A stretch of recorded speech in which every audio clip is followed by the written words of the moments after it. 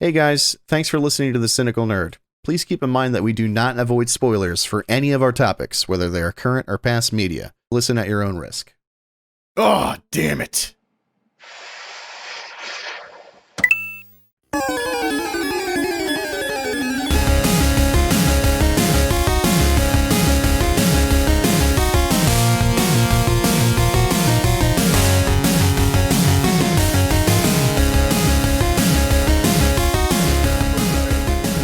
I did. Lately, you've just been fucking going. Like I just jump right into it. Yeah, wouldn't want to start to have a good conversation, then just have it not be under recording.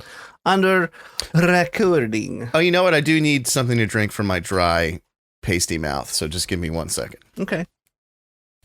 I never put on pants today. I'm not going to.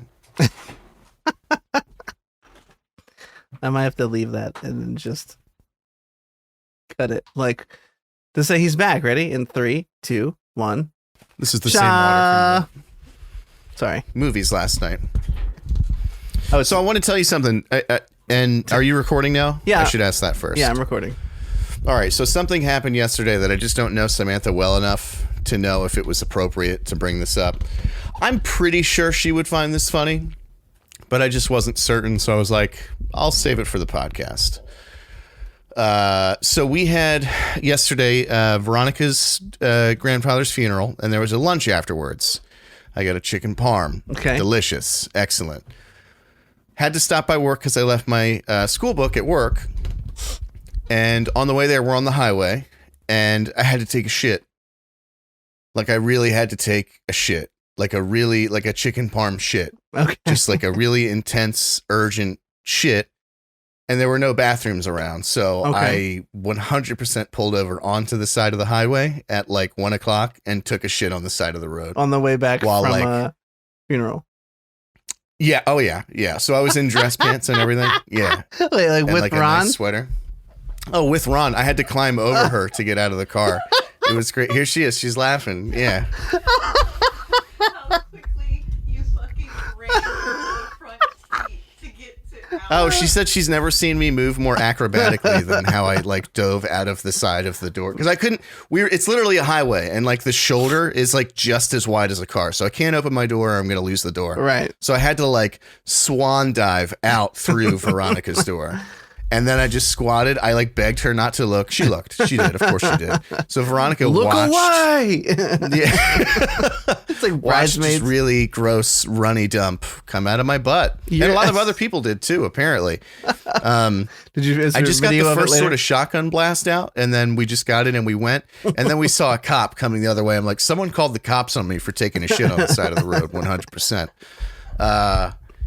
We have toilet paper in the car, of course, because this is not the first time this has happened to me. I have IBS. So we always have toilet paper or wet wipes in the car, and wet wipes that predates Odin. That's not a baby Okay. thing. That's I take emergent shits thing because sometimes I just got to shit in the woods. It's just got to happen sometimes. Right. So what you're saying is you've always been ready to be a dad. Yeah, exactly. Like IBS Yeah. secretly just got you prepped and ready to. Right. You know, It was like getting me ready for Yeah. where I am now. they're Yeah, like precisely. you shit like a child. Yeah. But I was like, this is the fourth time I've ever seen Samantha in person. I don't want to be like, I took a shit on the highway earlier today. And No, she have her would go have. like, I'm "Oh, gonna okay." tell her later. She would have laughed hysterically at that story. I felt I was like pretty confident that she would have liked that story, but I'm like, Yeah. I need 100% before I dive into something like I that. can't go into this 90% sure. I got to be 100%. Yeah. You were basically Melissa McCarthy from Bridesmaids. You just, Yeah. When she shits in the middle of the road. Yeah. Exactly. yeah, sans the middle of the road because you'd have been dead. Yeah. I'm very, very proud of you for just, I guess there's no I'm not shame proud of because me, you so. have like, there's not even a choice to you. It's not like I could do this and be shamed. It's like, I don't care. I am going to shit my pants if I don't shit out here. Oh, I didn't want to. Yeah, it was not a choice at all. I was actually having like a panic attack beforehand, like Oh, thinking I God. could make it. But then I just felt my rectum just fill up with poop. And it was just not, I couldn't put it off. And then Veronica, for like maybe 30 seconds, was understanding, like, it's okay, Derek, it's okay. And then she laughed at me for 3 hours straight. So it's just a sign of a loving relationship right there, you know? Nice. Yeah, I'm doing good too. No shit on the side of the road good, but I'm doing okay. Right, well, that's good to hear. I feel like I've been starting off every podcast with a I don't even know if I'd call them entertaining. Just a story about my son, in one of his various escapades. He spent the night over at his grandparents' house last night so we could go on our Batman DD. And we went to go pick him up at like 10. And he was incredibly stoked to see us. He came, gave us big hugs. They're like, oh yeah, he's been up since 6:30. He hasn't had a nap yet. Immediately warning flag shot up. I'm like, okay. So he's a time bomb right now, is what you're saying, because he seems super happy. And then they add fuel to the fire, and they're like, yeah, he had a whole chocolate donut for breakfast. And I'm like, oh no. And just like clockwork, he's got a Lego at home that he was stoked to get home and work on. But before we left yesterday, this is normal, calm Grayson, who's not tired. He goes, Daddy, I can't find the policeman's body, like the little middle piece of the minifig's body, literally. And I went, it's okay, bud. We'll find it tomorrow. And he goes, okay. And then we left and got in the car, and he was totally fine. That's normal, Grayson. On the way home, I said, I was trying to get him out the door, and I'm like, all right, bud. I was like, come on, let's get going. I was like, we gotta go put your Lego together. And he goes, he looks up at his mom and then me, and he goes, but I couldn't find the body. And he just collapses on the floor, and he starts crying about the fact that he couldn't find the body. So I'm like, I found it. Right. I found it. It's fine. Didn't matter. Crying. Sleeps in the car on the way home. And we get home, I'm like, it's not enough. I know that wasn't enough sleep for him. Yeah. And of course, we got home and he was like, Samantha wanted to change him because his diaper was puffy, because his little ass still isn't potty trained. And he was like crying because he didn't want to. I don't know. He'll cry for various reasons, but otherwise he's home, and I think he's happy to be here. He made it. Yeah, that's the most important thing. He's alive. We didn't have Odin out for the night. We picked him up on the way home, and we're like, all right. We never wanted to wake him up. That was always our onus of not picking him up late. Was like we were worried we'd wake him up and then he would just be fucking up. You know what I mean? Well, it's interesting you mentioned that, because we were like, oh man, we're gonna have to wake this kid up, and then what if he's up for a couple hours? Well, not an issue, because grandmom kept him up all fucking night. 11:30 we got there. We walk in, he's just sitting on the couch like, hey, what's up? Where you guys been? What are we getting into now? Shit. We're like, oh boy. Why is he awake? She's like, yeah, he wouldn't go to sleep. We're like, okay, you're supposed to just leave him alone until he falls asleep. Right. Well, you see. But anyway, he slept for like 8.5 hours straight. So I guess there was a silver lining there. Yeah. Yeah. That was always our concern. Like even when he was much younger, like Odin's age, we'd be like, oh, we're going to, we'll take him out. And because we're going to miss him selfishly, we'd be like, we'll go pick him up on the way home like you guys did. And not saying you did it for selfish reasons, but, and then, we're like, no, we really shouldn't do that because we're going to wake his ass up at like 10:30 at night. And so we've never done that. He's historically, if we're going out and we're going to be past his bedtime, he's either they're coming to our house, so he's sleeping in his bed and we don't have to wake him up, or he's staying the night somewhere. And the grotesque loud scream fucking that you get to do is just a fortunate byproduct of that. See, inside the look into the live, Samantha's on her the thing with the thing. Right. Of course, it's got amazing timing. It always seems to know when we have fucking plans. She got a period on our honeymoon. Oh, nice. Like the day, like in the airport going to the plane for our vacation. Yeah. And a piece who's like, should we just stay home? Should we cancel this? Oh no, my friend. That was the week of Blowies TM. That's what that was. Sorry, honey, if you ever listen to this. I was just gonna say, it's a good thing she doesn't listen. No, I mean, we had a great week. I had a great week. We really did have a great week. It actually worked out because I just got my dick sucked the entire week. We really did have a good week, though. Except for getting... I believe it. Except... I meant like both of us, not just me. but mostly me. I remember... I'll never forget our honeymoon for one horrifying reason, which was that her and I both... Well, you don't know, but you will know when you and Ron decide to tie the knot. Tie that newt. there, everybody's in overdrive mode, like in the weeks leading up to the wedding and then the wedding, because you're, last minute everything, and you're just going and going and going, and you're like, when this stops, I'm gonna get sick. Like I know that I'm gonna get sick. Yeah. So what better time than like right before the end of the honeymoon? So we had most of the honeymoon. We were both fine. Then like that Thursday or Friday, like a day before we left, we both started to feel the same, like just like head cold, just congestion, your body just going like, hey buddy, we're not doing too great. But we were in St. Lucia, beautiful island, by the way. And, I didn't know this. It should have dawned on me, but if you ever get on a plane and you're congested, it feels like you're dying. Yeah. And no exaggeration. The worst pain I've had to endure while awake was on the flight home. I literally felt like someone had a pin needle and they were jamming it into my eardrum. It was the worst. It was such a sharp, focused pain when we were going, and I was like literally Sam and I were like, I was like, I feel like I'm gonna die. Like I was, I wasn't kidding. It hurt so bad. I like cried on I was like, Anyway, fun stories. but how long was that flight? How long did you have to endure that for? Well, it kind of leveled off once we got to flying out. It was really when the pressure was changing with the congestion, which was the fucking do not recommend. If you're even a little sick, maybe if you can swing it, maybe reschedule, because you're in for a world of fucking hurt. We just take a lot of Ambien, right? Listen to the cynical nerd for all your drug needs. Xanax and Ambien. Welcome to episode John and Kate plus 58. I'm here with my good friend. How you doing today? Besides, I'm good. I'm wonderful. I took a shit on the road. I took other ones in my house since then. And so I'm back to normal. I'm not wearing pants. I'm doing a no pants Sunday. Oh, same season. Great. Okay. It's always no pants for me on the podcast, though. Yeah.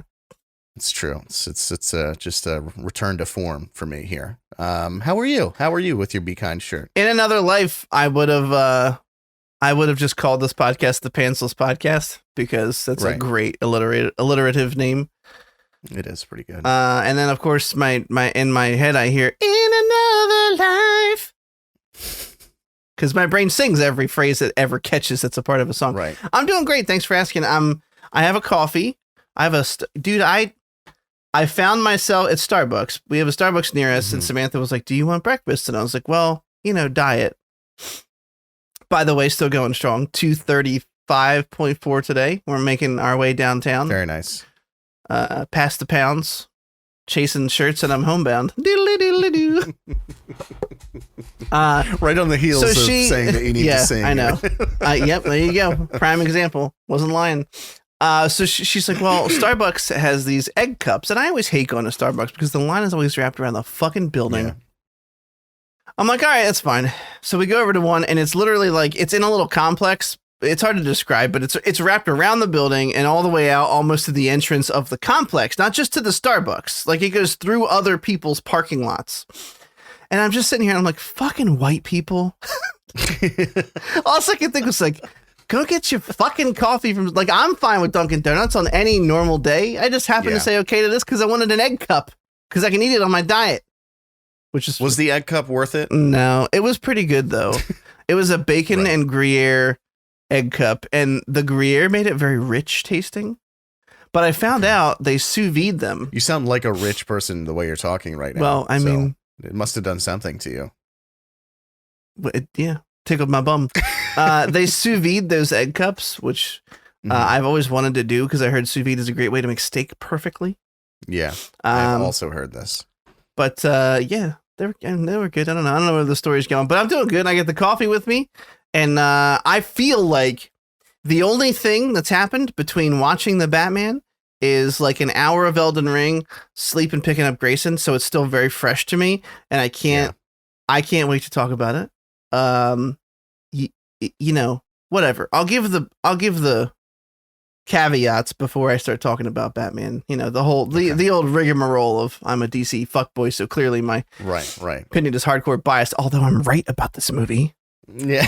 Anyway, We have a lot of stuff to talk about. Episode 58. I lied. No, we don't. We only have like 6 we can review topics. 5 we can review. 3 trailers.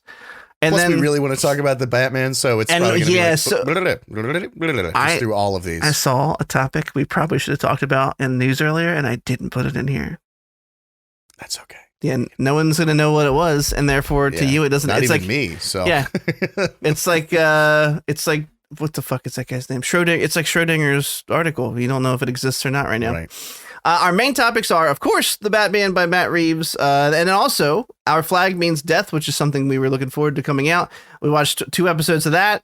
That's always our 2-episode rule. And The Boys Diabolical, the animated anthology episodes 1 and 2. We watched it. Those are very short. So we probably could have said the first 4, but like, who cares? We have a 2-episode rule. Plus I watched the 3rd one already. Anyway, if you'll recall, we're just going to dive right in. Let's do it. If you shall, dive in. If you shan't, if you please recall, Futurama revival was coming to Hulu, and they did not want to pay John Dimaggio the money that man is, in all likelihood, very much owed. And guess what? They decided to pay it. That's all. Yeah. We all called it. I'm pretty sure we both said they're going to pay him because there's no way anybody would watch a Futurama if they replaced John Dimaggio over money. I mean, I wouldn't. Yeah. Like, yeah. Why would you possibly show up to that? The other thing is I didn't realize that this is now like, I thought there were a couple people missing, but the only one that people really cared about was John Dimaggio. But I guess he was the only one they couldn't get on the payroll. Yep. Because now it's everybody. Yep. Which is great. I guess they were trying to like pay him like a similar figure to what they paid him when it came out, when he really wasn't anyone, but now he's gigantic. That's my guess. I'm not basing that on anything, but I'm assuming they were like, hey, we'll just pay you kind of like what we did back in the day. And he was like, things are a little different now. Yeah, you won't though. You won't. Yeah.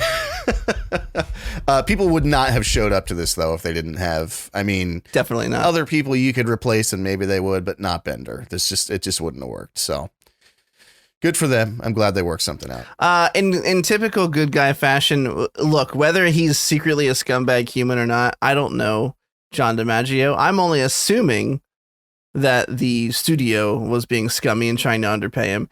For all we know, it could be John Dimaggio. We'll give him the benefit of the doubt that he's being a good guy, though. But he was also advocating for his fellow castmates. And look, no one knows what the other actors get paid. It's all part of their personal contract. But everyone appears to be happy now, or at least they've already signed their contracts and can't go back on them. So, yeah.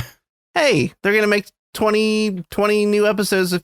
I've always liked Futurama, but I've never cared enough to like watch them. Does that make sense? Binge it. Yeah, like I've seen episodes here and there, but it's like The Simpsons for me.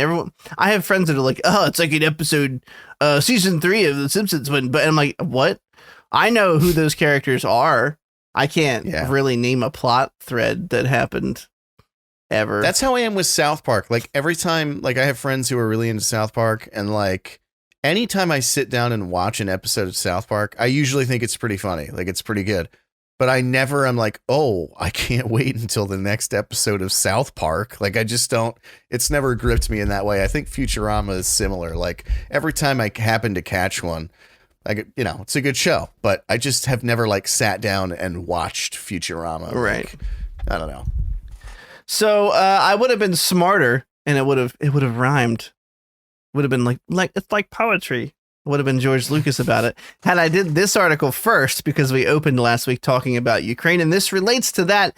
Everyone and their mother over the last week has been pulling their products, companies, money out of Russia to try and punish them for invading Ukraine. Very serious conversation that we awkwardly found our way through last week to just basically say that we don't think what was happening was good. There we go. I awkwardly stepped through it again.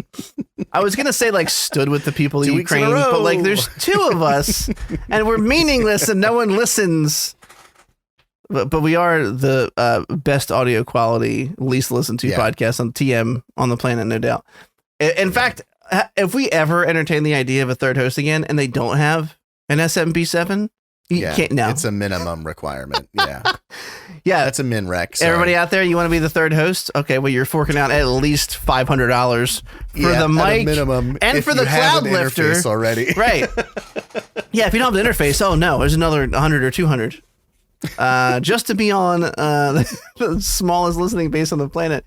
By the way, random shout out, Phil Orth on Twitter, buddy. Thanks for the comments. I like to acknowledge people. That's why more people should send us fucking emails, because I would love to. I love to chit chat with you. I'd love to make say your name on the show. Yeah, I'd love to make you feel important. You know what I mean? Even if it's just like a little cum boost. You know what I mean? Just a little. You feel better about yourself. Just a little. Right. A little spurt. Anyway, and I'm gonna be blatantly honest. I wasn't sure Phil was still an avid listener. And he was like, oh, I'm catching up. I'm in the 50s and listening to you guys' theories, which were all probably right. I'm just kidding. It sounds so bad. This caffeine's really working its way through me. Anyway, back to the topic at hand. I promise I'm not off on a tangent. Paramount is the latest movie studio to pull releases from Russia. So all of these businesses and hedge funds and even oil companies, which is surprising, were pulling business away. Germany put a stop on the pipeline that was being built. Things that were we didn't really expect to happen when this all first started coming to light. Now it's been like a pile on, which whether they are doing it because they were always going to do it or whether they're doing it because they felt social pressure to do so, who cares? The more pressure on Putin, the better. Let's just hope he doesn't act erratically and nuke everybody into oblivion. But I've seen the Batman and played Elden Ring, so I'm fucking good. If he wants to go ahead. I'm ready. Yeah, take me, Father Fallout. Paramount Pictures. Oh, can it be episode 58? Father Fallout. Father Fallout. I really love alliteration. I'm gonna put it down as a contender, and not like the Goodfellas contender. List. Yeah, right. Father Fallout. Anyway, so Paramount Pictures pulled the release of The Lost City, which stars Sandra Bullock and Channing Tatum, and we just saw a trailer for it in the theaters. Mm-hmm. I didn't put it in the doc. I figured we might mention it. All I wanted to say about it was that when it first started playing, I rolled my eyes into the back of my head as hard as I could. Besides that, Sandra Bullock, who was still a mint. She looks really good. She looks. I've always really had good. Kind of a crush on Sandra Bullock. Tatum look like the same age, and she's old enough to be his mom. Yeah. It's ridiculous. I've always kind of had a crush on Sandra Bullock, and she is just not letting me go. She won't let me out of her clutches. Yeah. I mean, I'm waiting for something she's like, Chris, find a wrinkle. Go ahead, find one. I'm waiting for something to look, just not as good as it once did, so I can tell my brain I'm over it, and she's not letting me. I can't. So they're pulling The Lost, but the trailer looked actually pretty fun. Anyway, hey, we're back. Something happened. We don't know what happened. I gotta tell you a secret, guys. We just lost like 20 minutes of footage, and we're not getting it back. Yeah. Weird recording issue. It's been a while since we had one of those, though. It has. I don't know what my video just stopped recording for some reason. Let's just fire through them really quick with our opinions on it. Paramount is the latest studio to start pulling releases from Russia. 50-50, sort of agree, sort of don't. Marvel Netflix series are coming to Disney Plus in March, along with new parental controls. All right, cool. Maybe Disney will have some more stuff that has rated R. AMC experience with variable pricing for Batman. Fuck, we had a lot of good shit to say about that too. That sucks. Mostly disagree, sort of agree. The Crow remake is apparently returned from the grave yet again. There's a Crow remake happening, and we both kind of feel exactly the same, which is to say 50-50. And that brings us up to trailers for the week. You can cut all that if you want. I don't give a shit. No, that was great. I loved it. I just want you to know, if your recording stops in the middle of the Batman, I'm going to murder your computer with a I will mallet, literally I won't even look at you. I'll just look at my recording button the entire time. All right, so we had movie trailers, 3 of them human resources. Anyway, I kind of had just started talking about the Big Mouth series and how I found I can understand some people were kind of on the fence about it, but I rather like the show. I'm not completely caught up. Sometimes it's great, sometimes it's just meh. Okay. But the parts that I find funniest about that show are the hormone monsters. Like, all the kids have hormone monsters, even the girls and people who are like trans or confused on the show. I think confused is not considered like a nice word anymore. Yeah. I don't know. If it's not, I apologize. People who are unsure of their gender, or they don't know if they're gender fluid or whatever. Everybody has a hormone monster because they're all going through the same things, right? They're all going through puberty. And this show is based around those hormone monsters. It's basically like an office space environment with different hormone monsters, like a logic stone monster. And there's like a pregnancy hormone monster for this girl when she gets pregnant. They call it a love bug, which I found ironic because people call their big bellies my little love bug all the time. I don't know if it's going to be funny or not. It looks like there's some crossover with Big Mouth. It looks like some of the characters from the show are in this, but this is just specifically going to focus more on these creatures, which, like I said, is to me the funnier part of Big Mouth in general. Most of the laugh out loud scenes are with those creatures, and I don't know. The trailer was okay, and it was just interesting enough for me that I'll watch like an episode. That's basically about as far as it goes. I'll see if the first one catches me or not. How about you? What do you think about the trailer? No, I pretty much agree with that. And what we lost in that 20 minutes of recording was my opinion on Big Mouth, is that I kind of think it's funny, but kind of don't. I mean, you had sort of said the same thing. Some episodes just don't really grip you. This overwhelmingly, this trailer did not make me laugh, but the logic stone, when the plane lands and it dings and everybody stands up and he puts his hand on the shoulder, he says, trust me, you do not need to stand up, you will get off of this plane. I just had me like roaring in laughter. The rest of it though was like, this might be okay. But anyway, that big laugh it got out of me is enough for me to go, all right, well, I should at least watch an episode of this. But never really got into Big Mouth. I watched like most of season 1. And it's one of those things, like, I think I watched it all in like one sitting, and maybe I was just in the mood for that kind of humor that day. Like, I found it funny. You ever like revisit something and you're like, what did I like about this? That's kind of the experience I had upon watching season 2 of Big Mouth. So I don't know. This seems like a show. If you like the humor in Big Mouth, you'll probably like the humor in this show. Probably. I kicked my exposure back up. We'll see if it gets sunny again. I'm going to get blasted out. So, right. Yeah, we'll see how it is. This show streams March 18th on Netflix, so it's pretty soon. There's a couple things coming out in March. Pam and Tommy's going to wrap up pretty soon. As we stated earlier, Our Flag Means Death started March 4th, and the Diabolical stuff started. There's a lot of shows coming out over the next couple weeks and months that we're looking forward to. And The Boys is not that far away, a couple of months here. So, summer's coming. Summer's coming. God. If summer was a dick, I would be Heather Harmon. See? That's the joke I made towards the Batman. It applies to everything. Shout out to Kazaa. Something I completely forgot that they existed until you mentioned it. Yeah. Fueling all my poor needs when it was actually more beneficial. Was there anything better than the anticipatory cum when you were a kid? Like, it was more beneficial back then to download a porno video and let it download for, it's going to take hours, right? Yeah. Like, just let the cum slow cook in your balls the entire time. Just like, it's like a crock pot on the low. Yeah, I do it every week, baby. Crock pot cooking.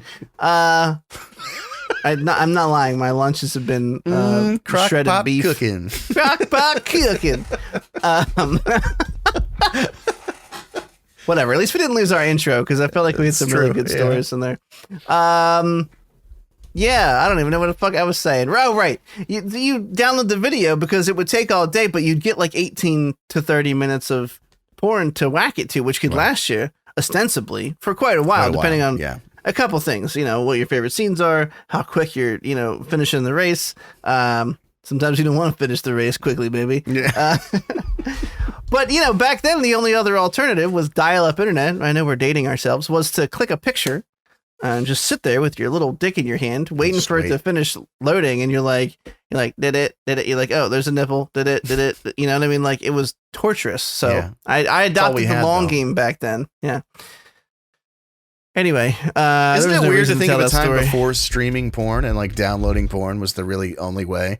And like, I remember on like LimeWire, like you could watch like up to, like if you had like 70% of the video downloaded, you could watch up to that point. Yeah. And sometimes you just couldn't wait. So you just had to watch the preview, get a come in, and then you get another one, once you get the hundo, another combo, boom, there you go. Yep. Hundo come. Oh, I got you. All right. Next trailer. I put this in here. Doesn't really necessarily, well, not at all. The answer just doesn't really fit with the typical stuff that we put on like trailer reviews.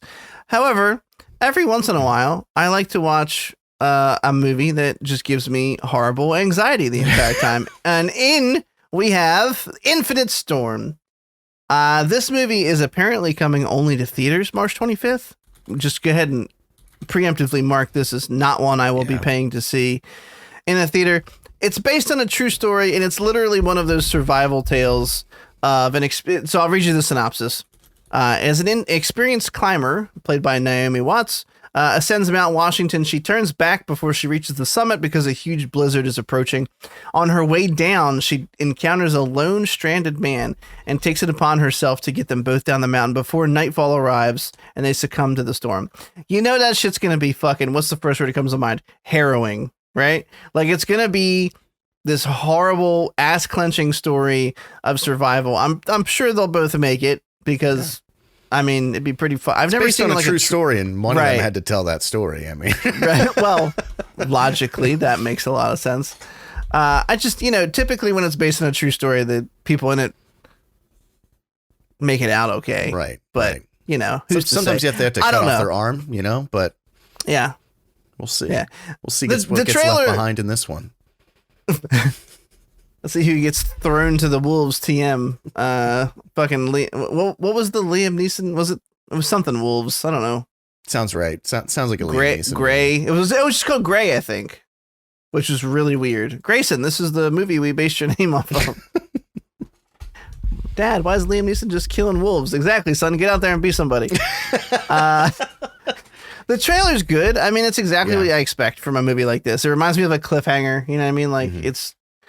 I don't know. I don't really have a whole lot to say about it. I just tossed it in here. I thought it was interesting. When it initially started and it opens up with like the fastest wind ever recorded was at the top of blah, blah, blah. I'm like, why are we fucking watching this? What's the point of this? Gotcha. I love when I hit you with surprises like that. No, but then the cinematography was really, first of all, really, really good in the trailer. Secondly, Naomi Watts will always if she's in something, I want to watch it. I remember watching 21 Grams with her and Sean Penn, I don't know, 10 years ago or something.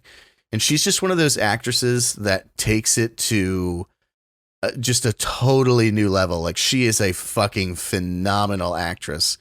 So the fact that she's in it is a huge plus for me.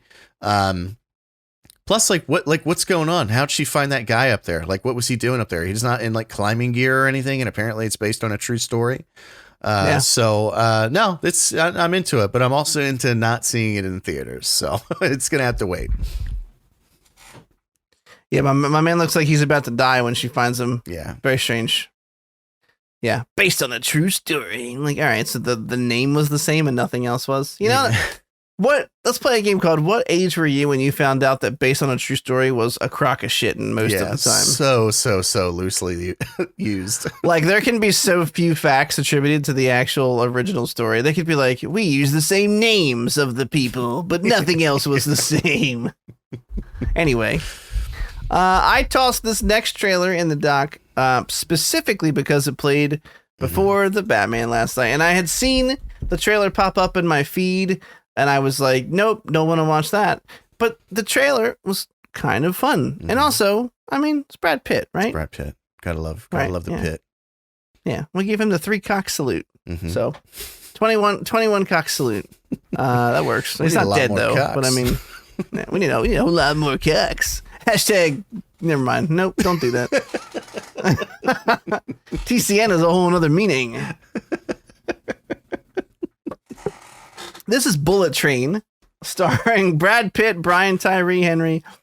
It looked silly. David Leitch was the director. He directed Deadpool 2. It looks... He's some kind of like assassin or retired assassin, or he's getting back in the game. It was kind of blurry about what was happening, but he wanted like an easy job. He said on his first job back. Supposed to just be a pickup. Of course, things go awry. What I'm most interested in, Brian Tyree Henry played... I forget his name in Eternals. Hephaestus. Hephaestus he was called. In the movie, Hephaestus based off of Hephaestus. I really like him, and I haven't seen him in too much yet. And he, even in this brief trailer, looks enjoyable. Like, the trailer starts off with Brad Pitt like smashing the laptop on his hand, and he goes, and covers his mouth because they're in the quiet car. Brad Pitt. I leaned over to you in the theater last night, and I was like, Brad Pitt's 60. Yeah, it's then, absurd what his unsurprisingly- body looks like. I was like, unsurprisingly, I was like, he could still get it. Oh yeah, absolutely. Is he? Is that like a fact? Like, let's check this out. Brad Pitt age. 58. Well, close enough. Okay. I mean, he's a 58-year-old man. Yeah, who I would He's blow. he's still a. You ever think about that? That dude is like almost eligible for Medicare, and his body is 4 times better looking than mine. Not only better looking, it's just in better shape. Yeah, well, that's what I mean. Like he's just. Okay. It's just unreal the shape Like that dude is in. he would sprint laps around my house, and I would be wheezing on the floor. Can Just you imagine dying. if you met Brad Pitt and he's like, "Oh, let's do a pull-up competition," and you would just have to walk away in shame. Like, yeah, Yes, I'll I give you an can imagine, autograph if you do one because pull-up, idiot. I've had that same dream, except for he said, "Let me do pull-ups in front of you while you eat Cheetos and watch." You are highly overexposed right now. I don't know what's going on with your camera right now, but goddamn, it's this. I don't have auto exposure turned on. There's auto exposure.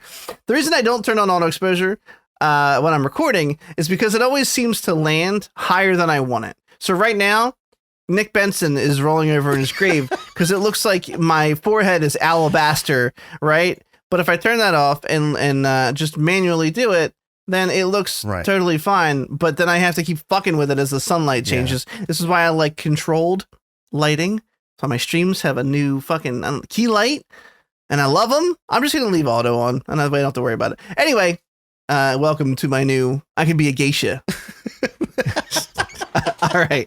I really liked this trailer, actually. I didn't expect to. It looked kind of silly. But there's a lot of big names in this trailer. Aaron Taylor Johnson, who you know from Kick-Ass. Mm-hmm. Who's the kid from Percy Jackson? Because he's in this. His name is something really stupid. I don't know. Hang on. It's like who plays Percy? Well, now I want to know. Logan Lerman. Yeah, your parents hated you. Yeah.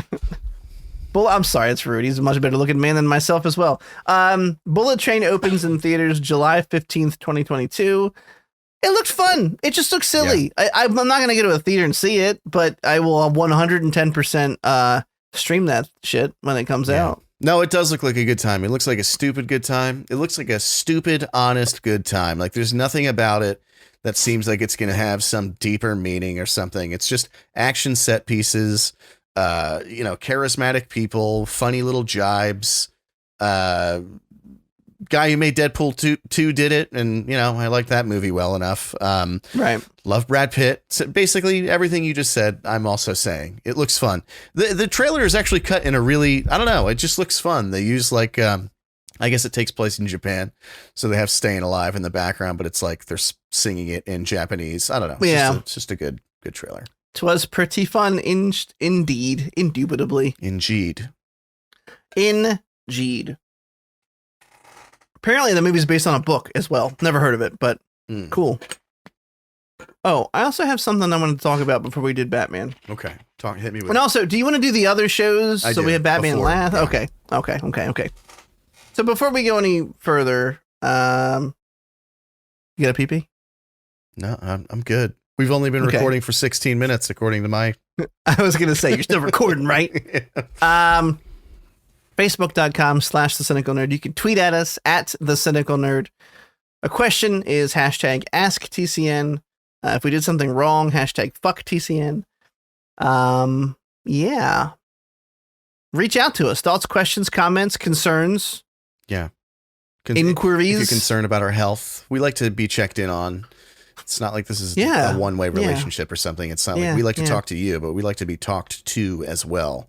Right. So and please, specifically talked down to. So it's sort of my your thing. hashtag roast me. Yeah. Just hit me as hard as you can. I don't care. I can take it. Maybe. I also might break down in a crumpled heap of tears and fat on podcast if you hit me too hard.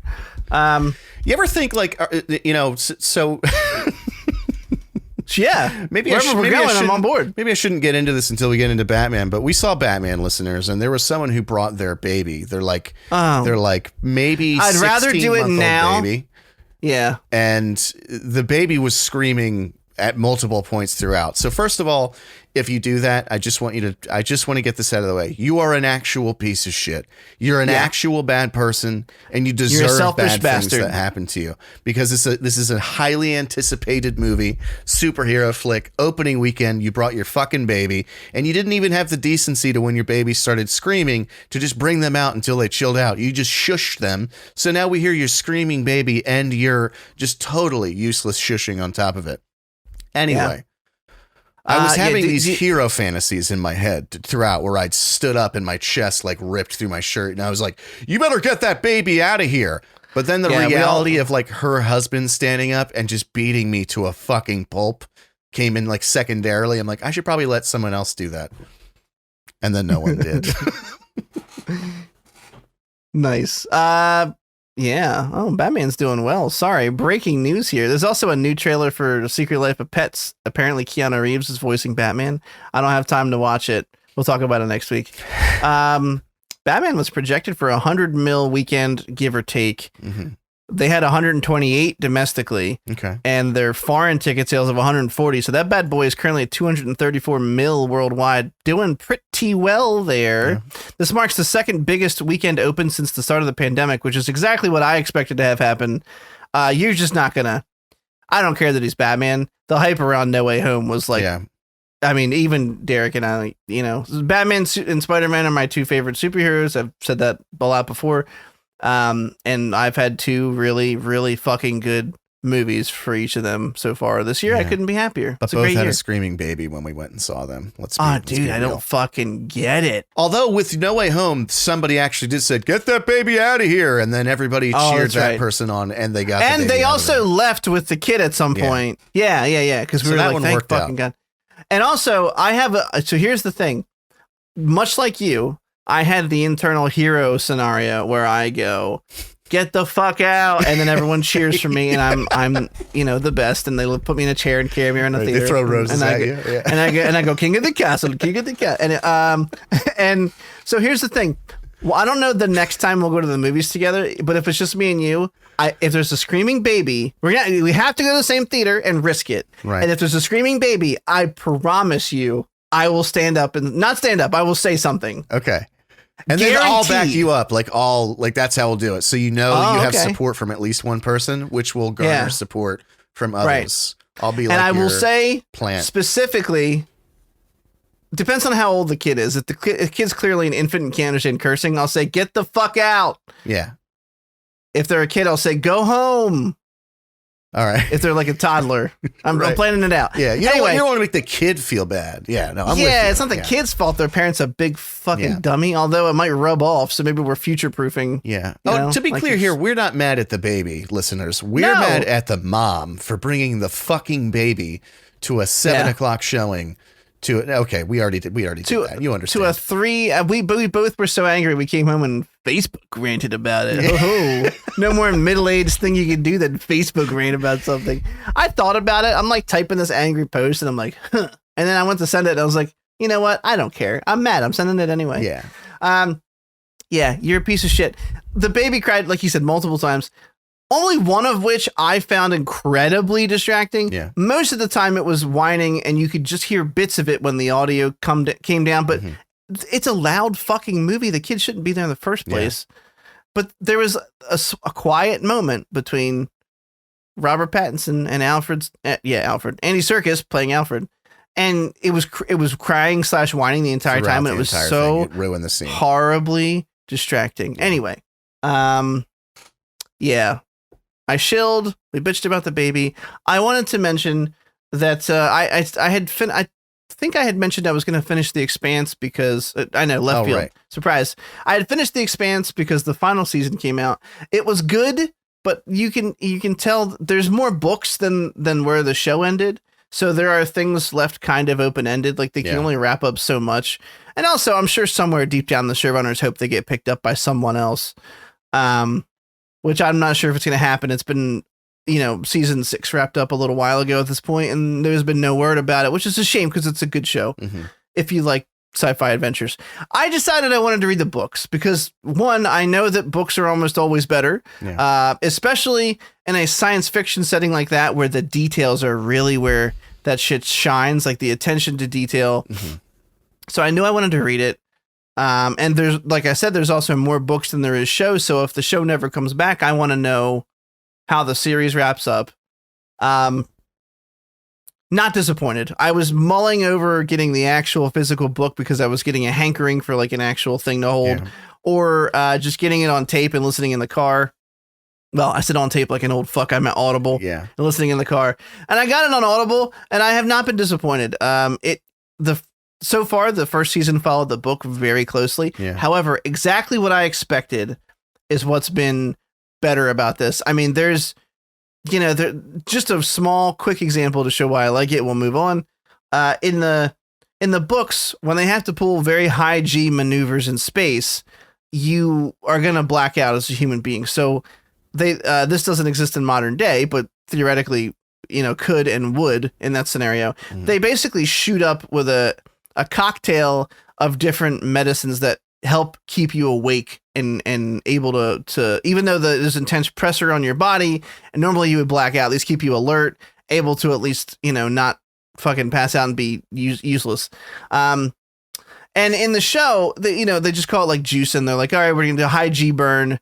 We're going to juice first so we don't black out. So they would, and they would react and stuff to it, but they wouldn't go into detail. And in the books, the first time they did it, he's talking about like, this is the point that I would throw up and the force of the G's would make me choke on it to death, except for the anti-nausea drugs mixed in with the cocktail. Stuff like that. Like the little details where you're like, I'm coming. It's so good.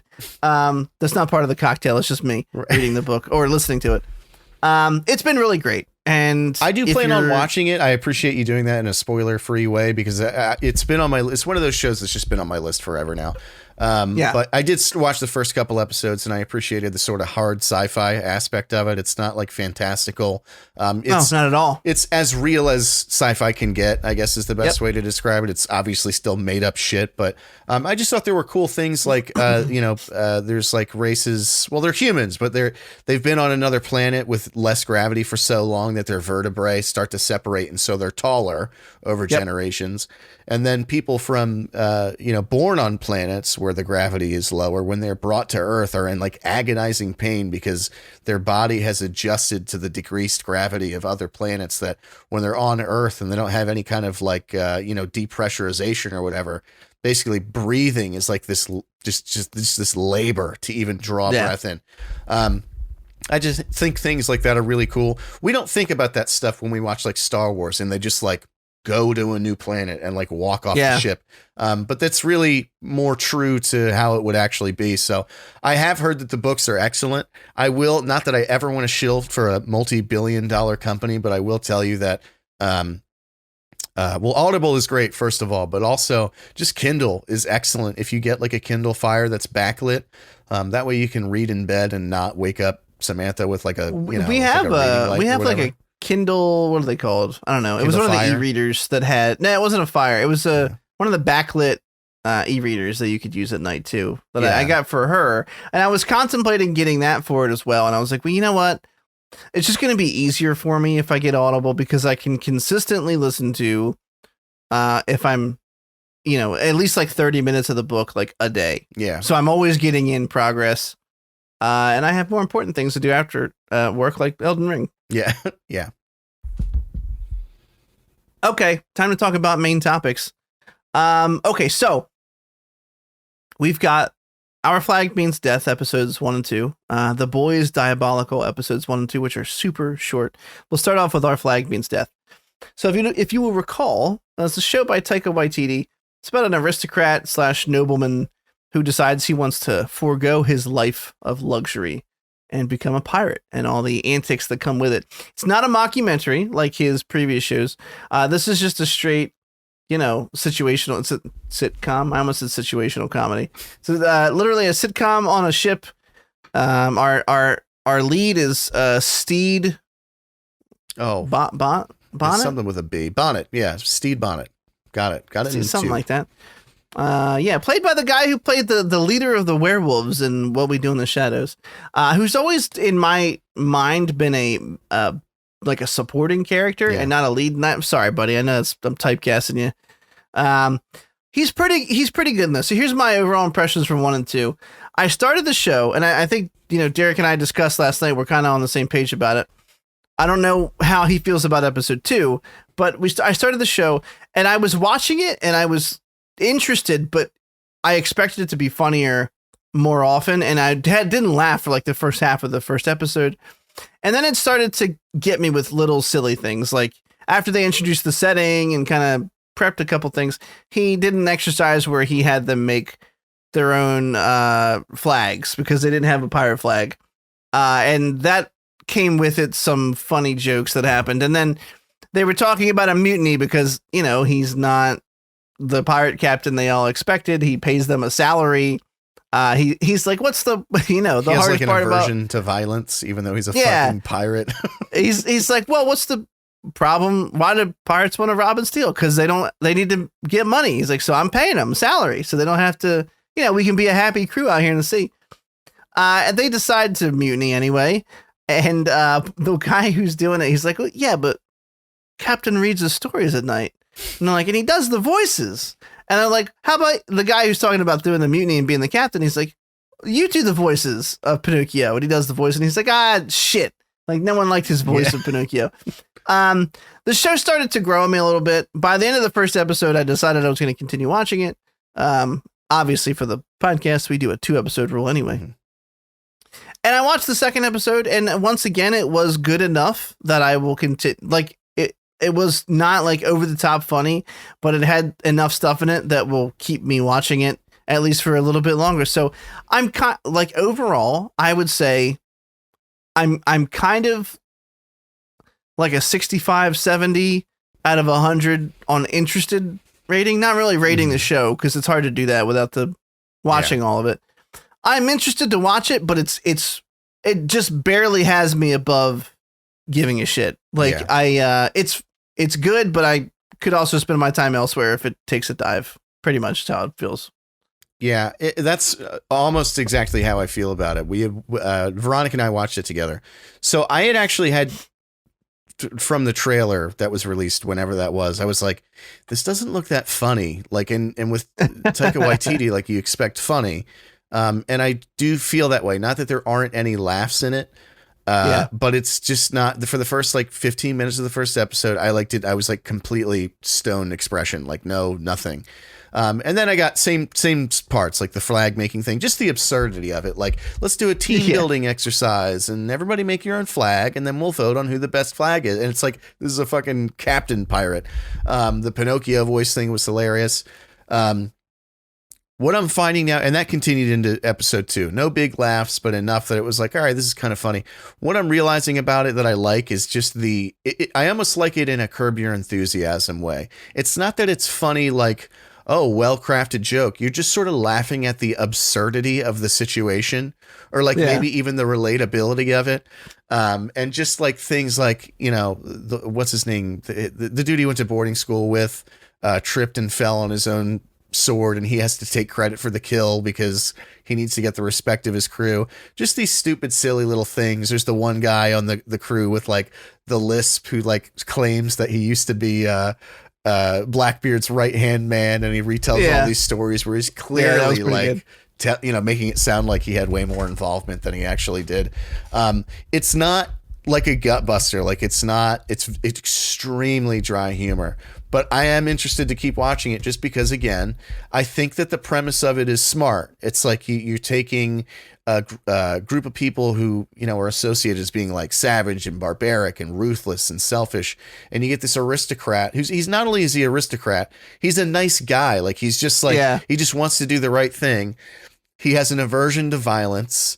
And he's like the leader of this crew of just bloodthirsty people who are like, Captain, when are we gonna, like, the guy who played Hodor is like, do we get to burn people alive? He's like, no, we don't get to burn people alive. I don't know. It's just a smart concept. What they do within that concept could flop.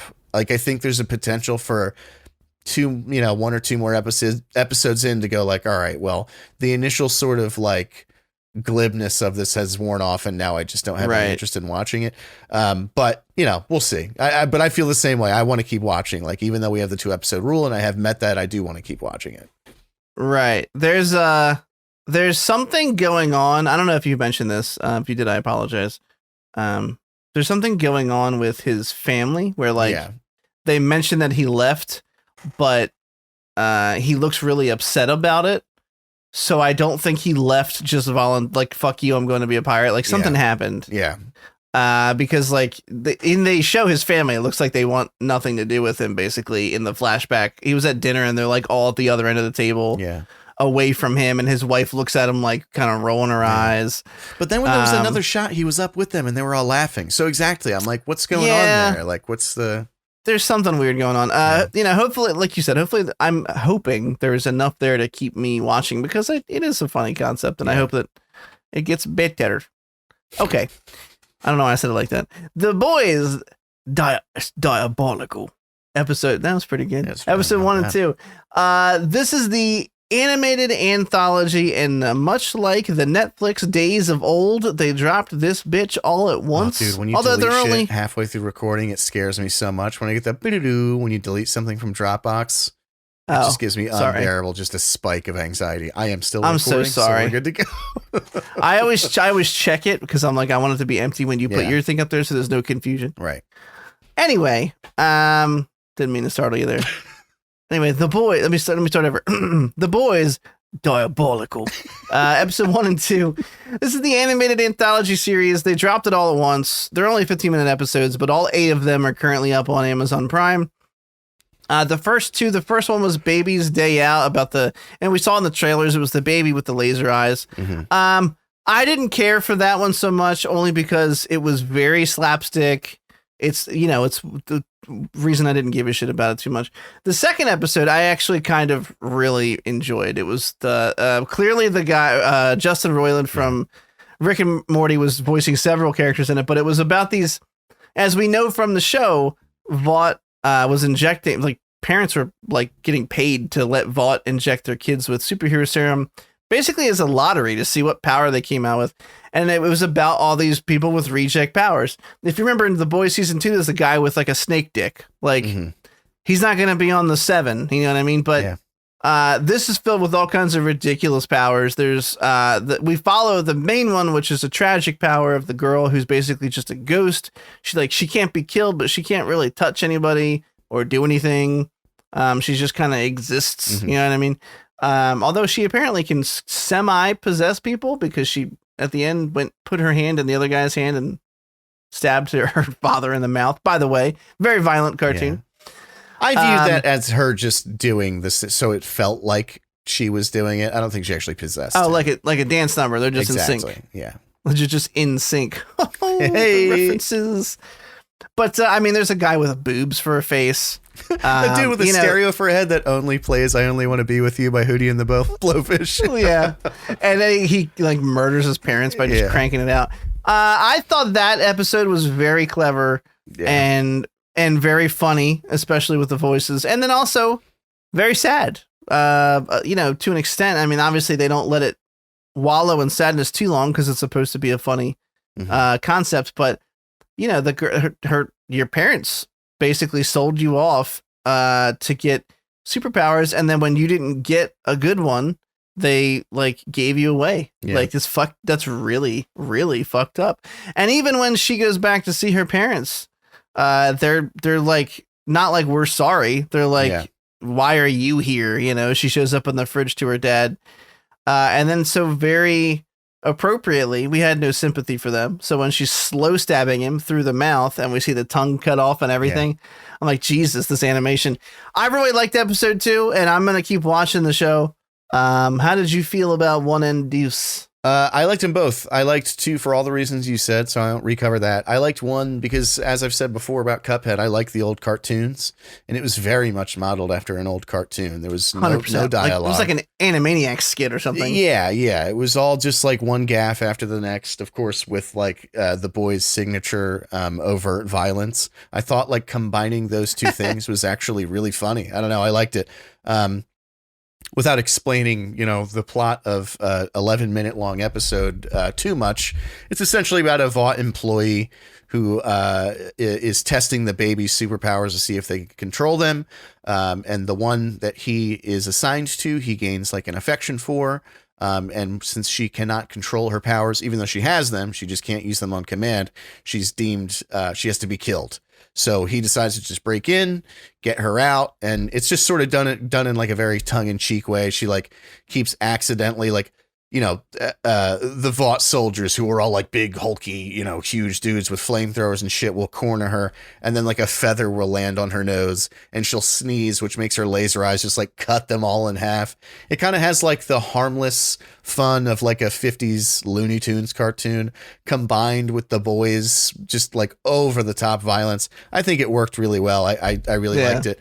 I actually wanted to watch more beforehand. I know you said you watched, I think, 3. But we only watched the first 2. Essentially, I just didn't have time this weekend with everything going on. So, but I look forward to watching more of each of these shows. But I actually was a naysayer for this show. In fairness, I have to give myself a lashing because I thought that it was going to be dumb. And now, granted, there are 6 more episodes, and there's still the potential, because they could very well dumb it up. They could be stupid. But I liked the first 2, so shame on me. I was wrong. This is kind of a good show so far. I got very excited by episode 2 because I realized that the concept, like they have a lot to play with in this universe that we don't see in the primary show. And just the idea of like a group of misfit they are superheroes. They have, at least classically defined, they have superpowers, even if they're not very useful to some of them. I thought, I was like, wow, there's a lot to play with here. So hopefully they continue to be creative and entertaining. And I liked 3 as well. I won't tell you what happens. We'll go from there. Also, breaking news: PayPal suspends services in Russia and Ukraine amid the investigation. That's kind of a big deal. PayPal handles lots of transactions around the world. Anyway, all right. I think it's time. It's time. It's time to talk about Matt Reeves, the Batman. I want to go first. Yours is thank you. Thank you. I was going to say, what my review is going to be, and I don't want to just cover up any and all things that you point out. I would like to supplement those after you're done. So, without further ado, Derek, how'd you feel about Matt Reeves, the Batman? I felt very good about it. I felt excellently about it. It's for anyone. Again, there's a fucking thing at the beginning of the episode, but we are going to go into spoilers here if you haven't seen it. It just came out Friday. We're spoiling the shit out of it today. If you haven't seen it, stop listening. You really should just go see it before you listen to this. A, because you should just go see it, and B, we're about to ruin it. I thought that this is my favorite Batman movie. I think it's the best Batman movie I've ever seen. It's one of the best superhero movies that I've ever seen. I don't think it was perfect. I think that I'll cover the things I didn't like first because there are so few, I can just get them out of the way. The theme, the bum, bum, bum, bum, was way overused. It was like it lost its meaning where every single time he comes on stage in the bat suit, it plays. It's just like, it's no longer like a call to like, oh, something's going to happen. It just became like a theme song that was overused. I felt the same way because just to demonstrate consistency. I felt the same way about Wonder Woman in Snyder's Justice League when the fucking, singing came on every time she came on screen. Eventually, if it's every single time the character is not in the scene and he enters the scene, the same fucking song plays, it's just like, oh, this song again. That's my only major thing that I really got annoyed with. Like all my other complaints are almost just like me. They're almost not even worth bringing up. It's just tiny, stupid stuff that's like pedantic to even mention. I loved the shooting of this movie. I remember reading an article beforehand that had said that too many scenes, Matt Reeves tried too hard to make every shot look artistic. And I thought, how could that be a complaint unless it's done improperly, unless they are not artistic? Well, wrong. Every scene is beautiful. Any frame of this movie, you could screenshot it and you could make a poster for the movie out of it, because it's just, every scene is just thought out. Every shot, that is, I should say. Lighting is like some of the best lighting I've ever seen in a movie. My favorite sequence of Batman kicking criminals' asses in anything I've ever seen is that scene towards the end where it's in complete darkness, and anytime you see anything is the muzzle flash from the guns, people shooting at him. So you're just piecing together what's happening through these like microsecond little, it was just so awesome. Thematically, I thought it was great that we saw a Batman who is complete in sort of his gadgetry. He's complete in his like fighting aspect. He knows that he wants to stop the criminals. Like, he's complete in every way, except he still has this conflict where it's not really about saving people. It's about him feeling good about hurting people who hurt other people. So he's prioritizing stopping bad guys over saving people, which is what a superhero's primary objective should be. I think that was demonstrated like actually in the most genius way by what we see, what people laughed at in the trailer is the dudes with the painting on their faces. Who are you? And he says, I'm Vengeance. And it's a little corny. Catwoman calls him Vengeance throughout the movie. But then at the end, someone asks one of the Riddler cult members, who are you? And he says, I'm Vengeance. And it's sort of the whole theme just sort of becomes apparent. And then that's that, like, all right, Batman was like these other orphans, like had something horrible happen to them. And he's just acting out sort of like his vision for what will right the wrongs. But that's the same thing these people are doing. They think they feel just as justified and they're just as much a part of the hammer of justice as Batman. Although obviously they aren't, because they're killing innocent civilians, but they've let themselves be warped by their pain into thinking that that's just. And so Batman kind of has to have that moment where he goes, he does the same thing. I felt that there was something excellent about right after that. The people are drowning in the the stadium underneath. And I feel like there was just something. I tend to overanalyze things, and like if I'm just seeing something that's not there, please stop me. But I felt like him, of course, cutting the electrical thing so nobody got electrocuted, but he's falling in the water with them. He's like, all right, I've lived in this tower. I'm this rich kid. Like I my parents died and I had a horrible life, but in some way he's still separated from society. And I feel like that was their way of showing like him accepting, like he's one of them. Like he's just a person. Now I'm down in the waters and in the grime and in the muck with you. And I'm sorry that I've just been on the rooftops this whole time, I just slightly interject before you finish. I got like surprised with emotion at two major moments in this film. One of which I'll talk about in a second, but where he drops down and goes in and reaches out to the kid to get him out of the wreckage first and then starts helping people. Mm-hmm. It hit me. Like I teared up. I didn't cry, but I teared up a little bit because like you said, it was him realizing that he needed to be more than just an angry force out in the city beating up criminals. He needed to try and inspire people to be better and to show them that he's there to help them, to show them that he's there to save people. And, the entire ending shows that he's come across this growth arc where he's until dawn, he's carrying people out to the emergency forces and helping them in the daylight, whereas the beginning of the movie is about how he's the shadows. Yeah. And I thought it was beautiful. And that part, I didn't expect it, but when he lights the flare, which is surprising because from the trailers, I thought that was somewhere midway through the movie. Yeah. He lights the flare, he goes over, he reaches out, and the kid who he's been, it's the son of the guy it's the son of Mayor Mitchell who dies in the beginning of the movie, who he's been kind of watching throughout the whole movie, is the first one to like embrace his assistance. And it just hit me. And I think it hit me for the same reason that the other moment that surprised me with emotion did, which is that they don't dwell on on his parents being killed. That's not which I love. It's not a feature. We all fucking know how Batman became Batman. You know, it's just like Spider-Man. You know, but when he's looking at Dr. Mitchell and the kid's there and they're questioning the kid and they're trying to kick Batman out. And he just stops and looks at the kid and they close up on his eyes and you can see his eyes watering up. Yeah. Got me. Because he knows he was that kid. You know, he knows what that kid feels like to lose a parent or his parents. And it was such a random, subtle, just acknowledgement of the pain that he has deep down as a character. And it fucking got me like instantly. Like I was just like, I hope Derek doesn't see me. But I interjected so hard, but I don't know if you had more left there. No, that's okay. I actually don't have a whole lot. I'd rather bounce off you, but those are sort of like my broad strokes of it. But no, I just thought it was shot beautifully. I thought that the score was great. Dude, the use of Nirvana's Something in the Way in both spots that it's used in the movie was so fucking great. Like that song has never been more appropriate for anything else. He looked great.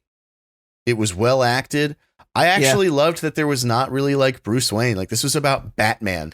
Yeah, that's one of the points I was going to make. It's so much Batman in this movie. And he's just like, I don't read the comics, right? And I don't know. Right. We kind of broached on this a little bit last week about how like, whenever a new movie comes out, like what constitutes, oh, this is the true Batman, or this is my Batman, or this isn't my Batman. I feel like I have little to contribute to that just because I don't know all of the source material. And I just go like, all right, well, there's a couple notes to hit. And if it hits all those notes, then it's a true Batman to me. But I've never seen what is referred to as year 2 Batman, where essentially he has all of everything set up. He's not like in his proto suit, like he has all his gear, he has all his shit, he knows what to do, but he's still just fucking angry, like he's full of rage. So angry. And you can see that in like, just from my perspective, again, as not a Batman connoisseur, in that every other Batman movie I see, he just sort of incapacitates people and then moves on. And in this one, he'll knock someone down and then he'll get down on the fucking ground and just sock them in the fucking face like 6 or 7 more times just because he's like enraged. You see it again in the end when he's like, you know, catches that shotgun blast, which thank God that put him down for the count. Not to, you know, we always talk about how movies don't have to be so true to life, but getting shot in the stomach with a fucking 12 gauge, doesn't matter what you have on. If it stops the bullets, it's going to knock the wind out of you for a while. And you could see it in his chest plate, like, you know, just, what's the word I'm looking for? Just shrapnel everywhere, like pellets ingrained in his chest. Well, he injects himself with some adrenaline, I guess, or something. Which like I thought that. was brilliant, by the way. Yeah. In order to get up and save Selena. He just really is giving it to that guy. I think it's Gordon that finally stops him, like pulls him up. Yeah. Which that's another thing that I wanted to touch. This is one of my favorite Commissioner Gordons I've ever seen. He was just so good. He was excellent. I still have, I have a Gary Oldman bias. I love him and everything. So I think he's still my favorite Commissioner Gordon, but this is like a very, very, very close second. He did so well. He captured that idea of just a fucking good cop, just like like someone who really has other people's best interests in mind. He did it so well. There's a really nice moment towards the end when Batman thinks that Riddler is about to out his identity to everybody. And he's like, this might be the end. And Gordon's like, of what? And he says, of the Batman. And then right before he leaves to go confront Riddler at Arkham, he says, Jim, you're a good cop. And like, even that like got me kind of emotional because, all right, well, it's my turn, right? I'm allowed to. Oh, and Paul Dano was wonderful. The Cum Gates. All the costume design was great. Paul Dano's truly like, this is the last bit. Heath Ledger's Joker was excellent, but he's clearly a guy that's acting like a crazy guy. Like that's, you know what I mean? Like he's clearly like trying to act like a crazy guy. He does it well. Paul Dano, like that was what actual insanity is to me. Just these weird emotional, like, ooh, he sort of like wails, like he has these like kind of freak outs and just fits and spasms. Like, and when you realize that he like literally thought that him and Batman were on the same fucking team, legitimate delusions. Yeah. Like that. I thought he acted that so fucking well. And whatever of I knew, I'm like hearing his voice in the trailer. I'm like, Paul Dano cannot get his voice that low. So there's no way he's not using some kind of, so I'm happy that in any scene where he didn't have his getup on, it was his normal Paul Dano voice. Like, I'm like, if they modulate his voice through the whole movie just to give him a deeper voice, that would be really cringe. But thankfully, clearly he has something in his mask that makes his voice sound deeper than it is. Yeah. Now I'm done. Sorry, please. No, you're good. There's you're still recording, right? Yes. There is so much about this movie that I just absolutely adore. I mean, I've said this before, but and this is what I expected, and I'm very, very happy to report that it's exactly what I got, which is that watching this movie feels like I'm watching a graphic novel come to life. Like, this is like a Long Halloween book that I would pick up, or something where there's a mystery. And even though I know a lot about the Batman mythos, they weaved things in from different sources to make their own story. There's a little bit of Batman Year One in here, where Selina turns out to be an illegitimate child of Carmine Falcone. That's a thing in that book. There's a little bit of Batman Earth One, which I've recommended before. It's like an interesting reimagining. It's where the sort of military background Alfred comes from, and Martha being in Arkham comes from. That's not typical. Martha's maiden name in mainstream continuity is Kane, as a nod to creator Bob Kane, who's also tangentially related to Kate Kane, who is like her niece or something. It's Batwoman, whatever. Anyway, in the Earth One books, she's in Arkham, and the whole thing is like the Waynes and the Arkhams were the two like top families, and the Waynes funded the building and the Arkhams built the city. And and the whole background of Martha, where her parents did a murder sue. Sorry. It's a Martha Sue. I don't know. She's a real anyway. Murder Sue Wayne. To try, just completely derailed myself. That was from the Earth One book, where she, because of what happened to her parents, she was actually in and out of asylums as a younger girl, and they tried to cover it up. And they went. And yes, you asked me in the theater, but Thomas Wayne has always been a surgeon, a gifted surgeon, so to speak, but he's at the point where he like is on the board of the hospital. He's so rich, he doesn't really do that anymore, but he is a trained medical surgeon. Which, by the way, I just have to interject. This is very quick, but when I think it was Falcone said, "Oh, your dad stitched me up," and Batman just says to him, like, because he took a Hippocratic oath, like, so just like boom, and it's just like you. Him saying like, "Oh, you think it's because he's a scumbag?" No, it's because he sticks to his fucking word. Like, I just thought that was a cool fire back at him. Yeah, and I don't remember. I haven't read Earth One in a while, but I'm pretty sure that whole backstory is basically pulled from Earth One, or very similar shades of it, where he finds out that, oh shit, maybe my dad was involved in some ugly stuff that I didn't know about, and then you find out that he did go to Falcone and ask for a favor, and Falcone owed him one, because I'm pretty sure the stitching him up on the table thing happened in the book too, and a young Bruce saw it. But he did it because he didn't want his wife exposed, and he didn't go to Falcone and say, fucking kill this guy. He was like, can you put pressure on him, scare him, maybe just get him to stop talking about my wife.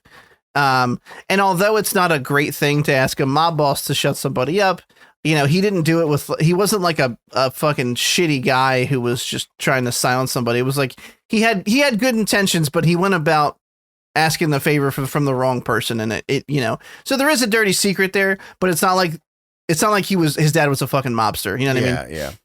Yeah. Anyway, getting off track there, like this again, going back to is this Batman? To me, this is the best Batman movie that I've ever seen. And I there's so much about this film, about the character of Batman, that they get so fucking right. I was smiling, like, I don't know if you looked at me. I just had a dumb fucking smirk on my face, like, constantly, because I heard you though. a couple times I was just every giggling. like 10 minutes you'd be like, oh, fuck yeah. Yeah. I mean, like so even down to the way he acts around police officers and anybody really, he doesn't talk much as Batman. He's this, I mean, Jesus, they made him just this creeping, heavy figure. The whole intro where his effect on criminals has become known and they're looking. So cool. Oh God, it was so fucking good. They're looking at shadows because they're afraid he's going to walk out of them. And it scares some of them so badly that they run away from what they're doing. And then you get to the scene with the kids in the face paint and he's like a force of nature. He's slow walking out of the shadows. He's just this fucking creature. And he doesn't talk and he doesn't react. He just shows up slow walking, beats the shit out of him and then leaves. And that's it. And that's always been Batman. To me in the comics, you know, there's a couple scenes, but there's nothing more perfect to me than towards the end when it's him and the other cop with the stash and he's back in Riddler's office about to uncover the last clue. And the guy comes up and he's like startled. And he goes, "You're not supposed to be here." Batman just looks at him and goes back to what he's doing because he's so methodical and efficient that he looks at the cop, realizes the cop is not hostile towards him and just continues. He has no reason to speak to him, right? Yeah. The less you can speak to somebody, the less they can try to figure out who you are as a practical reason. And also he's trying to come across as intimidating, obviously. And the guy's like, "Oh, don't touch that." But from this movie does so many setups and payoffs. It's insane. I'm fucking rambling, but like, please. As an example, and to get back to what I was talking about, there's an early example of Riddler looking at his victim through the binoculars, and then Bruce does the same thing later, and you realize it's the theme that this movie plays with so much. That. Yeah. About how they're kind of the same thing, but there's a thin line that separates them. And you know, earlier in the film, the guy was like, "Don't touch that," and Gordon was like, "He's wearing gloves." Yeah, and so the evidence bag, he goes to pull it out and he's like, "You shouldn't be." And then he stops and doesn't say anything this time. And Batman looks at it. And besides the not talking or talking very sporadically or very sparingly, to people, which is a huge sign of understanding that kind of weird character that he is that he's always quicker than the cops. And it happens so many times in this movie, like this detective aspect of Gordon shows him the first riddle card of the Mitchell murder and the commissioner's bitching. And while they're talking, Bruce has figured out the riddle in his head. He goes, "He lies still." And they're like, "What?" And it happens consistently. This movie does such a good job of establishing a consistent tone and then paying it off later on. Mm-hmm.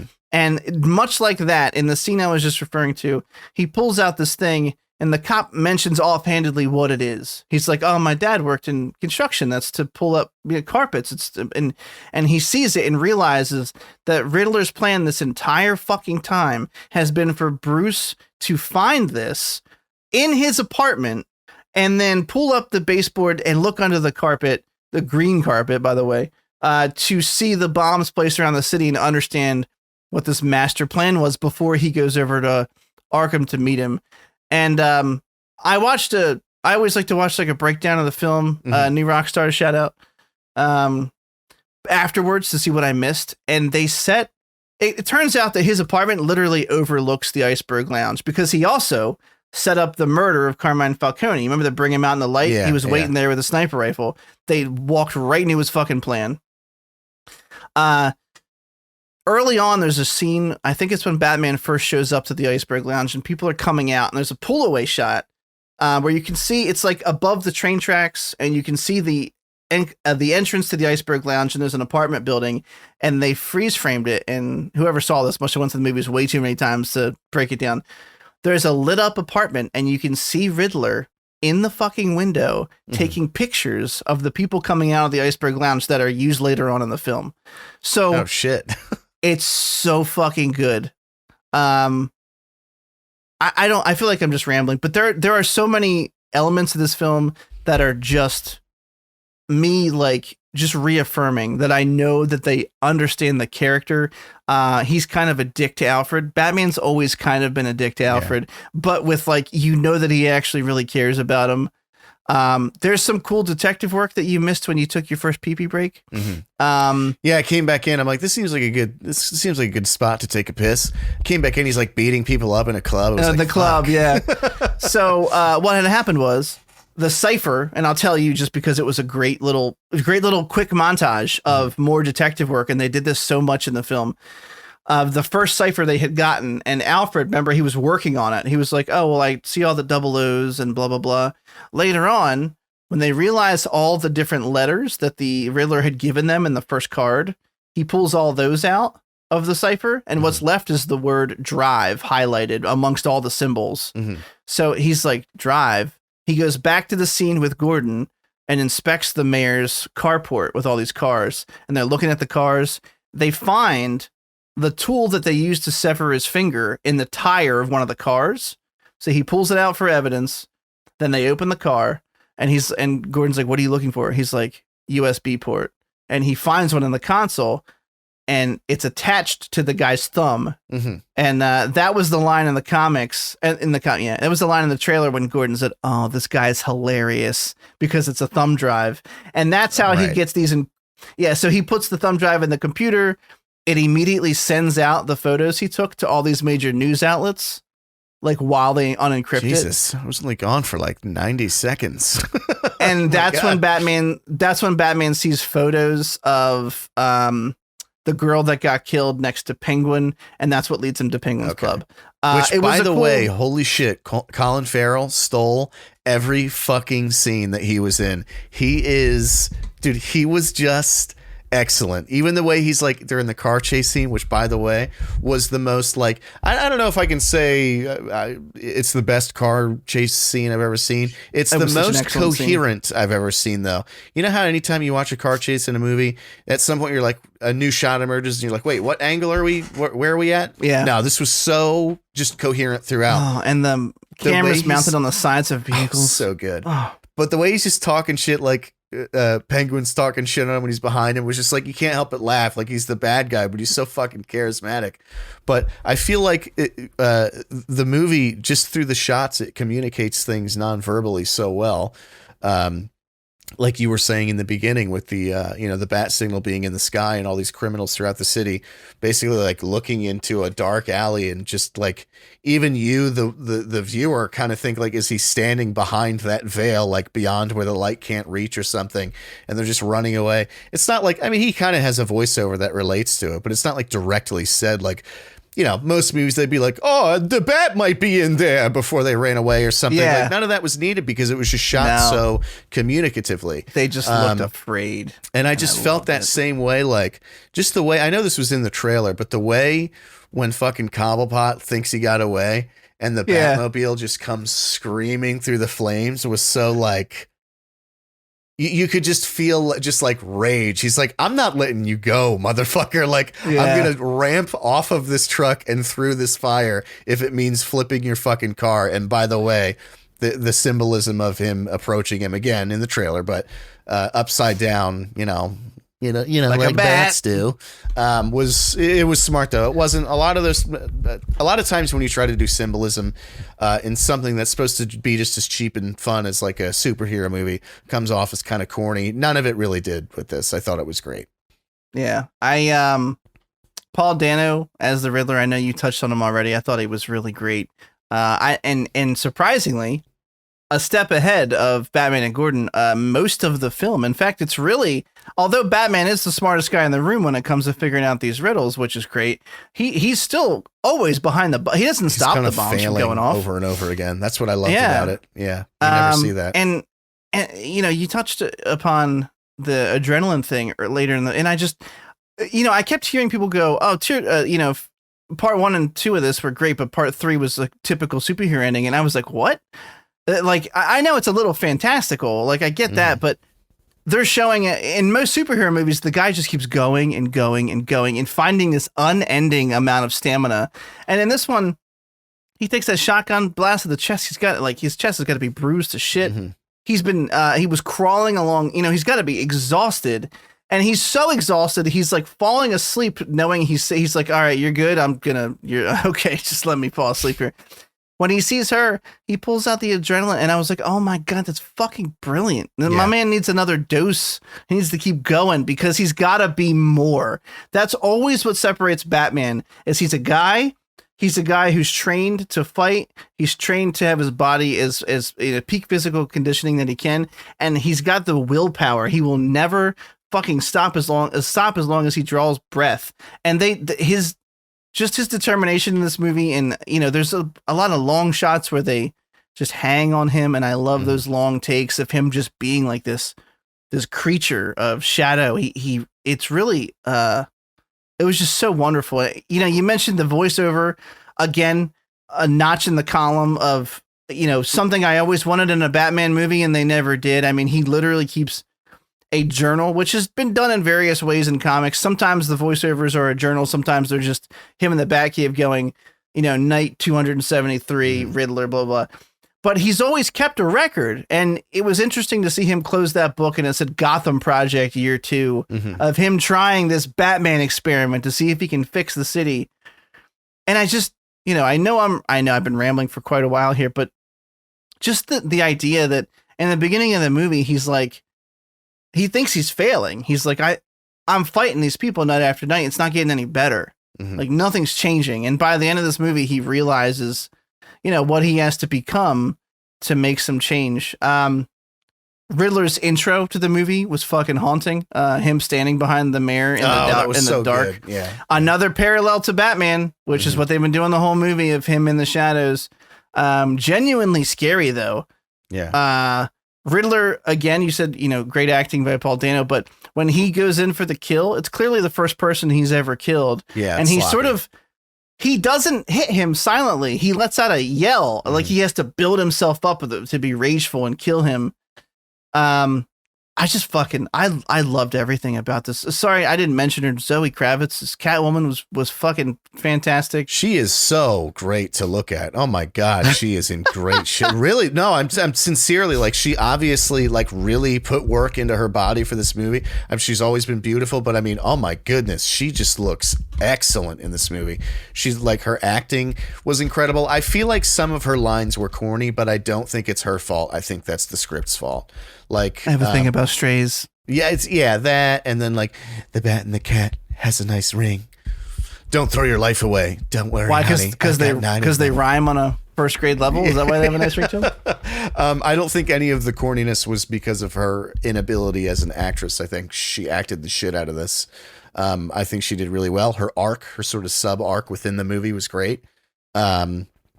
John Turturro, who I had no idea was even in this movie, was great as Falcone. I didn't realize you didn't know that. Yeah, he was like happy to oblige. Dude, he's such a versatile guy because in one movie you can see him as such a goofball, idiot, asshole, and then he's just like, he's so menacing in this. He's so but passively menacing. Like he's not like an overbearing, angry guy. It's like his calmness is what's horrifying about him. Yeah. But yeah, I've pretty much hit every note. It was great. I loved it. People who complain about being too bleak, and we don't need any more bleakness in this times. Just go watch another fucking movie then. It was excellent. It's about him being an incomplete character and sort of failing because of that, and realizing, like you said, that he has to be more. I think it sets up a great precedent for a sequel, which I hope will happen because I need to see more of this universe. I need to see more of this style. Good. Yeah, I mean, I talked about him being my Batman, and we've talked about that somewhat at length at this point, but just to, I'm going to hammer that point home one more time. At the end, when Selena's like, why don't you just come with me? Like, leave this city behind. And he doesn't fucking do it. Yeah. And do you know why? Because he's a fucking tragedy. Batman's Sisyphean task is rescuing Gotham. He'll never fully achieve it, but he can never stop trying, and he never will give up on that city. And instead of going off to fucking Brussels and sitting and having a nice cup of coffee on the Arno and having fucking Alfred come find you and you look happy and all your tragedy and is just stricken from your fucking psyche and you're just a normal person now all of a sudden because you took a bomb out to the sea. that was my biggest gripe with Nolan. And whenever I say not my Batman, that's 100% the reason. Yeah. And I've talked about it at length. I won't do it. But Nolan has a penchant to wrap everything up in a bow. And he felt like he had to do that with Batman. And unfortunately, that's not the character. And it will never be. And it's why the character's so compelling, because he has, much like his villains have a compulsion to do the things they do, he's got a compulsion to save the city, and he can't let it go. And the fact that he would give it up just to go get his peen wet with Catwoman, it rubbed me so the wrong way that it ruined most of the thematic elements of the movie for me. I mean, they did some decent stuff in the Nolan ones with I have to be more than a man, I have to be a symbol. That was fine, but then the whole ending was fucking horrible. The fact that he said no to Catwoman, he's like, nah, he didn't even look back. He didn't even think about it. He looked in the rearview mirror. And he just fucking kept, I guess technically looked back, but you know what I mean? He didn't turn around, he didn't stop it and look back and give lovely eyes at each other. I love this movie. Yeah. No, it was excellent. So incredibly much. There's things I wanted to talk about that I'm not remembering, but that's fine. Me too. The setup for what's probably the Joker was fine. I could imagine someone criticizing that just because it felt tagged on, but like, I'm tired of the Joker. There's other villains. They're so good. I'm just tired of seeing the Joker. It's clearly the Joker. It is. That's the mystery character played by Barry. I forget his name. Keoghan. He's the Irish actor that played. Keoghan. Shit. What the fuck was his name? It's something weird. Oh, Druig. Druig. Yeah, he played Druig in the Eternals. He was in Dunkirk. He was great in Dunkirk.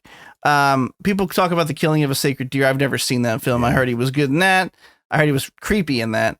They're apparently, in this very, very grounded, Reeves universe.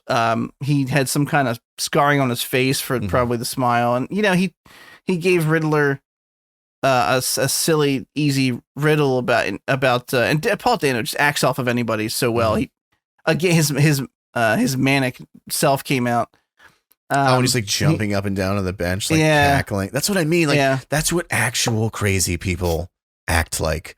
Like they don't do these, you know what I mean? Like paint shit on their face and fire AKs into the air. They're just they're just acting in a way that is not how normal people act. That makes you go like, ugh. And he captured that so well. Yeah. I'm going to rapid fire this because I just thought about it. Batman using his grappling gun as a fucking weapon in combat was awesome. Oh, that was so good. Haven't seen that before. Nolan always did this hey, look at me, I'm grounded. But then he would just do he would always push the boundaries of doing something that didn't make any sense, but you would accept it because it's a superhero movie, like reconstructing a fingerprint on a bullet that was shattered. I hated that scene so much. And in this one, Bruce is just one of the smartest people in the room. You can tell by the way he solves his riddles so quickly. He's always on top of things. He's always piecing everything together. When he sees the mark on the floor of Mitchell's house, he goes, "That's the murder. That's where the murder weapon dropped." He recognizes the murder weapon immediately by the shape it left on the floor. Stuff like that. But I totally lost track of thought. He's cool. Whatever. I don't know. I'm done. He was cool and good. I totally forgot where I was going with that. Yeah, I loved it. I don't have anything else to say about it. It was very long and it was a slow burn. Yeah. And if you're not prepared for that, it might be jarring to you. Yeah. But I never everything I saw on screen felt necessary. I never was okay. I did get a little antsy towards the end, but that's because my ass was literally starting to hurt. That's what I was going to say. Towards the end, I got to the point where I'm like, all right, it's not that I want this movie to be done, but I'm ready for it to be done. But that was purely because my fucking hips were killing me. I just wanted to not be in a movie theater anymore. Right. It didn't necessarily feel like a 3-hour long movie where you're just slogging through it. No, I thought it was great. I think it's the best Batman movie I've ever seen. It's one of the best superhero movies I've seen. And I really hope, I feel like I remember Pattinson saying he was only doing a 1-movie deal. I hope I'm misremembering that because I really hope he continues. I just want to see more of this. Reeves has gone on record to say that the sequel was in development already. He had ideas for it. He also has recently gone on record talking to outlets saying that he has a really cool, grounded idea for how to do like Mr. Freeze. Right. Which, if you know from the animated series, you would know is actually a very tragic character and would probably make for wonderful emotional scenes in a movie. The animated series, reinvented his history to make him this tragic person who's really just trying to save his dying wife. Yeah. If you could find a way to do that seriously, then great. Yeah. Yeah, I don't know. I forget what I was saying earlier. I was bitching about Nolan throwing fantastical shit in there, but beyond like a little bit of stuff at the end in the third act, this movie was like, oh, Nolan, you trying to be grounded? Yeah, go fuck yourself. How about this? Yeah. And I just loved it. I mean, it was excellent.